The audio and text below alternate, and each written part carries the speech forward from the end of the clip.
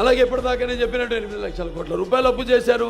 మీకు ఇచ్చేది 10 రూపాయలు అయితే కింద నుంచి లాక్కునేది ఈ ట్యాక్సుల ద్వారానో వాటర్ ద్వారానో మిగతా వాట్ల ద్వారా లాక్కునేదేమో 100 రూపాయలు మీ దగ్గర. ఇవాళ యువత చూస్తున్నాం, ఇవాళ ఉపాధి లేదు.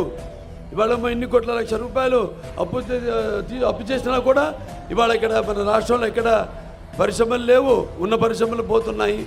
కొత్త పరిశ్రమలు అయితే వచ్చే దాఖలాలే లేవు. నిరుద్యోగం, అలాగే గంజాయి పెంచడంలో మాత్రం మన దేశంలో మన రాష్ట్రం మొదటి స్థానంలో ఉంది.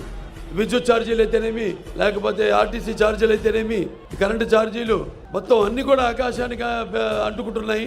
అలాగే ఇంటి మీద ట్యాక్స్, అలాగే చెత్త మీద కూడా ట్యాక్స్ వేసి మధ్య తరగతి మనుషుల యొక్క కుటుంబాల యొక్క నడ్డి విరుస్తుంది ఈ ప్రభుత్వం. ఈ యొక్క శాండ్ మాఫియా, ల్యాండ్ మాఫియా అంటూ కొన్ని కోట్ల రూపాయల ప్రజాధనాన్ని దోచుకుంటున్నారు ఈ వైసీపీ నాయకులు.